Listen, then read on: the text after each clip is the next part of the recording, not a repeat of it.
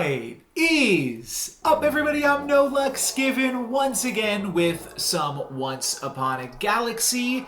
And today we are going to do some live commentary here with Trash Panda. Typically, this is a pretty fun captain with pretty high capacity to high roll as well. I think that the Jack in the Box is potentially a little bit more synergistic with Trash Panda, but this maybe lets us get some more treasures. So that is what I'm going to prioritize here to kick things off. And we start off with a win, which is nice. Now, this is kind of a combo, the Stepsisters and Gingerbread House. I feel like this is less replaceable though. And then I find the Gingerbread House too. Okay, hot dog. That's pretty good. Now we can maybe get these Stepsisters online. Actually, we do right away. So we just got a treasure. Wonder what it is. Double twin shot or double bounty contract. Probably not going to go for the wand at this stage of the game. Twin shot is an incredible amount of tempo. Let's just pick that up. Could potentially, like with this tempo, help us to complete some other quests. Not super sure that'll happen, but if we find the villain quest here, no. The other thing I was thinking is it does help me complete the reindeer quest, so that's also kind of interesting. I guess I'll pick up Hyena before I pick up anything else there, just for the little bit of scaling this provides. And then we can toss... we can toss either of these, really. I guess we toss the worm tongue, though, for slight advantage here. Oh, and then I'll pick up another animal. And I'm fine just building both of my backline slots this turn. So that way, if we draw a Rain of Tears, I think it's called, then we have a full pirate ship ready to set sail, though this is like slightly better. Let's do this for this turn, and then we'll move them to the front line. I don't think we're going to struggle in any of these combats. Yeah, this is a tie. That's totally acceptable, and now we will move to the front. Oh, there's the Rudolph. Well, I think that's going to be the pickup, considering it's an animal and it has some synergy with the double twin shot that we already have. And I think I'll go into Egg. Egg on turn 4 is a fine time to start egging it up. And I could go for this, actually, for a turn. And then I've got all of my slots buffed up going into turn 5. So that could be an immediate treasure. That seems good for me. Yeah, we are trading totally all right. And then Mama Bear. I guess I'm just going to play Mama Bear Jack in the Box. That's why I said Jack in the Box has some synergy with Trash Panda. It's good with Twin Shot, and then it's really good with the summon treasure. I forget what it's called off the top of my head, but I think I do have to pick up Mama Bear here with a decent amount of animals as well. It's not super crazy. I am going to hang on to this egg, though, regardless. But Dash might be better. No, let's just go for the egg, because if I can find a treasure off of this, that's pretty sweet. There's Fill, which could fill me up here for the Rudolph, so that's probably worth playing for.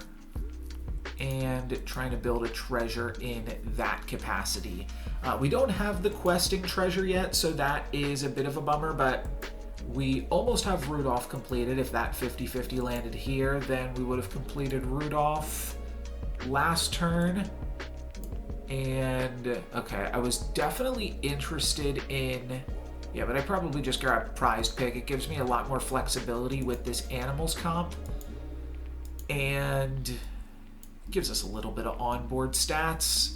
Maverick is interesting because I don't want to toss the Hyena, don't want to toss the Mama Bear, and I don't want to toss Puxatani before completing this Rudolph treasure. So this is a little bit tough. Maybe I just cycle through Toto and hope that we can pick up Maverick next turn. There's no guarantee that we complete Puxatawny Phil. We maybe even could have taken the Goodie Bag instead of Phil. That might have been a play, just because Goodie Bag auto-completes the quest, whereas Phil might not get attacked into. It might just because these animals are going to survive. All right, never doubted you, Phil. Phil MVP, and we will now get a uncommon treasure here for Rudolph. We also get a Wishing Dragon.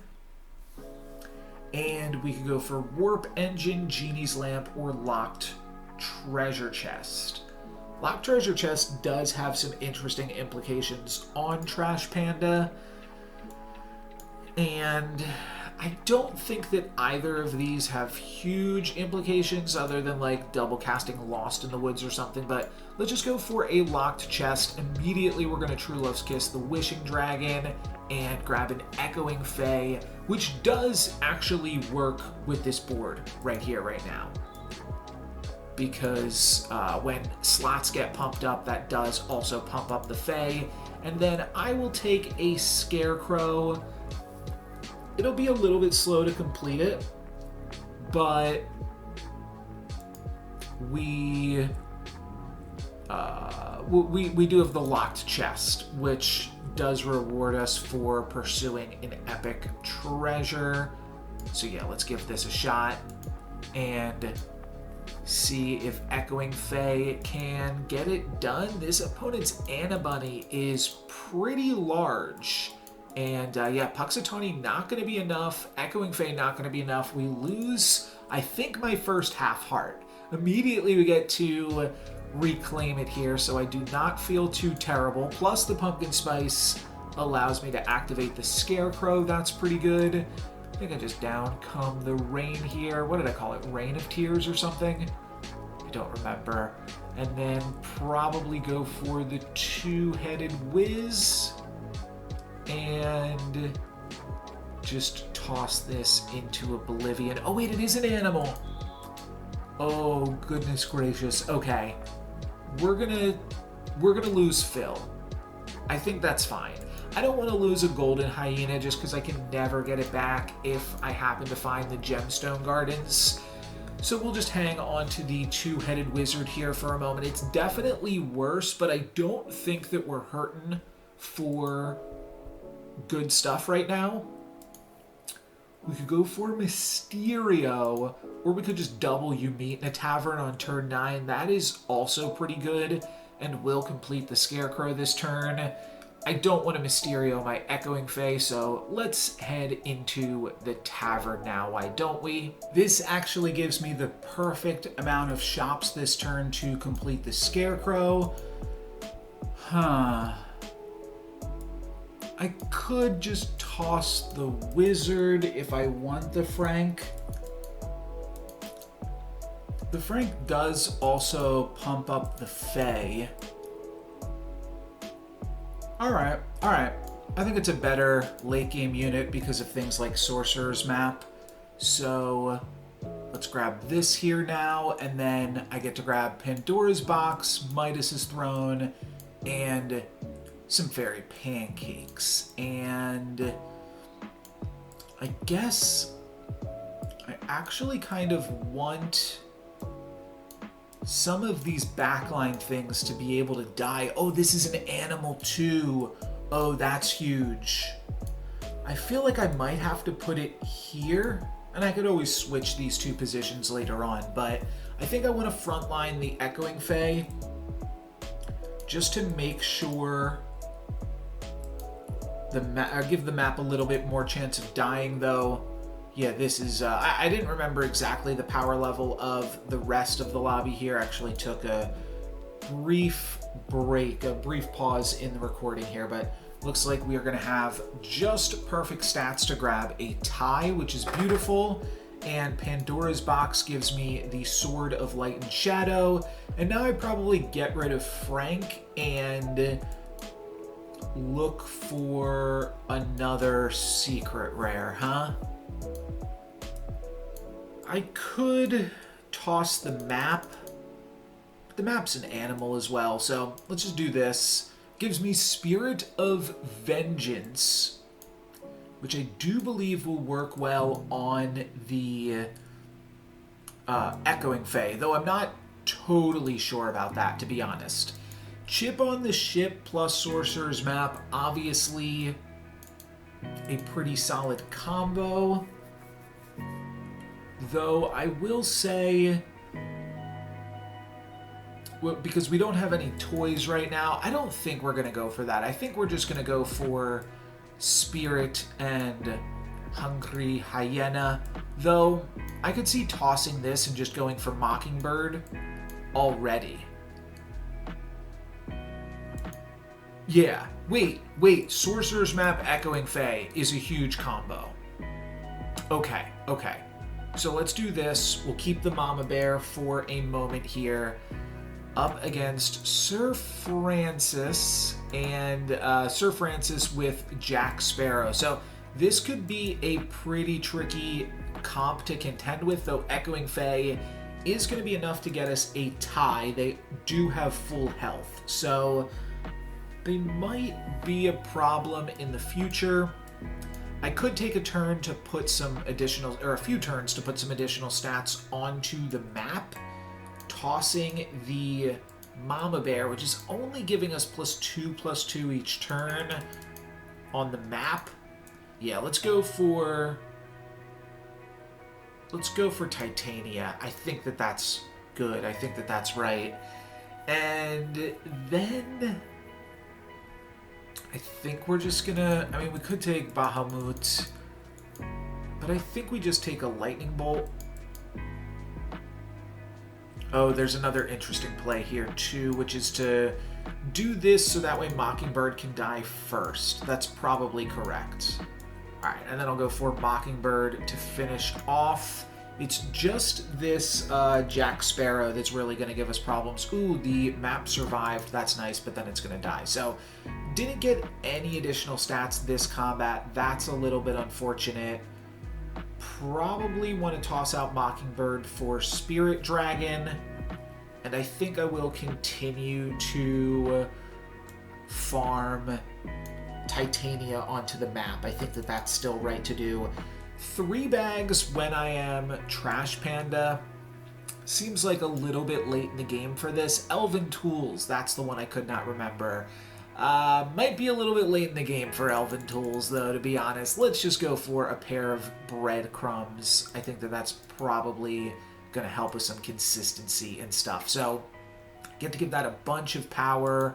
Well, +40, +70, but all of those stats go onto the Echoing Fae, which is sweet. And can the Spirit die? No, it just barely sticks around, so that's unfortunate. Now, Phil is actually scaling with the map. So now we could do something like this and fill out the last slot here with Phil.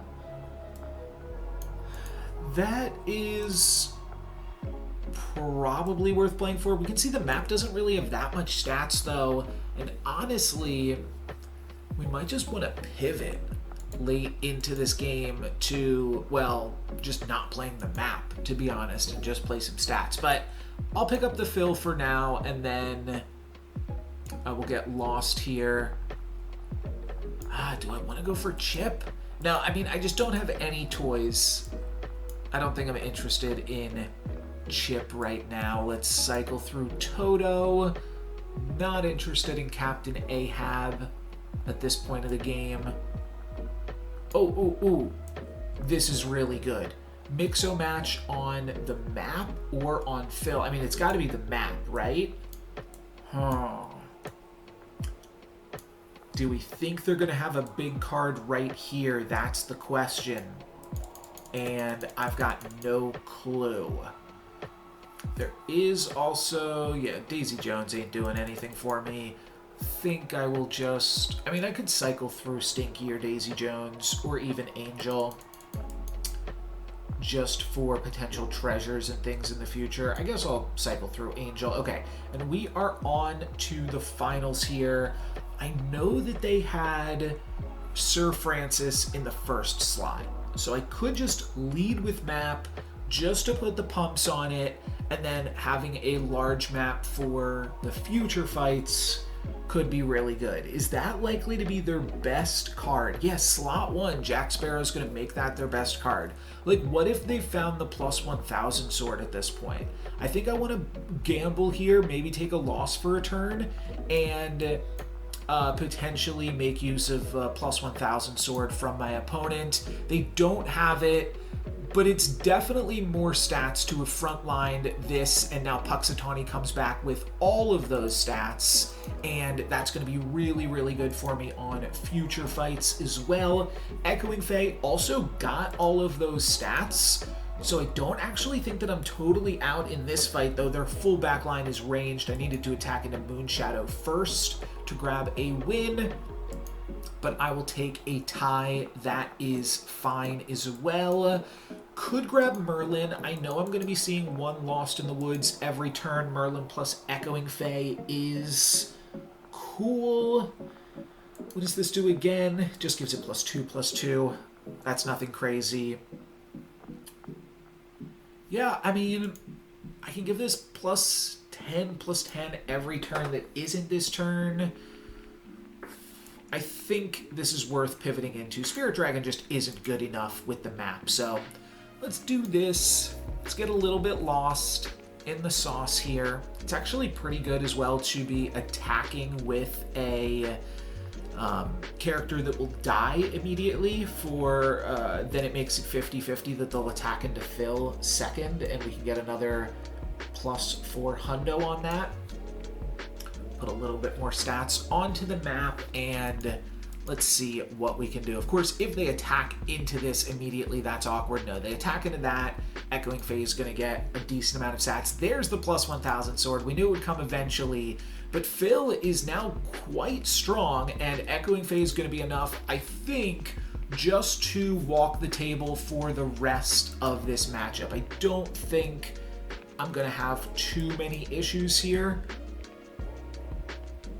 especially as I am up against a ghost and not a real player. It should mean that I don't really have to contend with what's going on. I'll cycle a wizard, and I'll get lost here as well. There is the Dreamer, but I don't know. I'm fine, just getting a little bit more lost right now. We have two really good things for them to attack into. If I either get the animal or the hero that works well in this slot, those could also be interesting pickups right now, and I'll just huff and puff. Oh, we still have so many more combats. I did not realize that. I think mix and matching Merlin is fantastic value. I'm interested in the Karma Chameleon, but I mean, this is just great. So yeah, let's just do that, and then can also mix and match something else, but nothing else is good enough for me at this point. I could think about tossing the mop. I may have been calling this the map, but map, either way, it's a spatula for the time being. But I could see tossing the mop for like ninja training and then mixo-matching it or something. But for now, I think this will be good enough. Merlin will be a formidable card once we mix and match, and if they ever attack into Puxatawny, yeah, that's just an even more incredible amount of stats. They do have the World Shrub and the Trifork, but I don't think they're going to have the means to get it done here. Otherwise, yeah, they're just building my fill and getting closer to dying here. Do we cut the mop at this point? Yeah, I would probably cut the mop for scam. And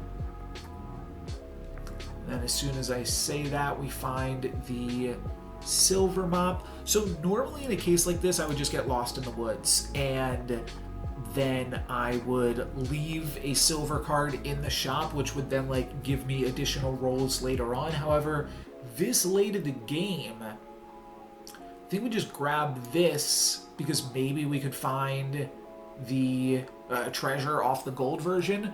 We're actually going to get a treasure from, I mean, we could do Midas Touch on Echoing Fae or the mop, but I think we just take a double cast and hope that we get a combat spell, which would be absolutely huge.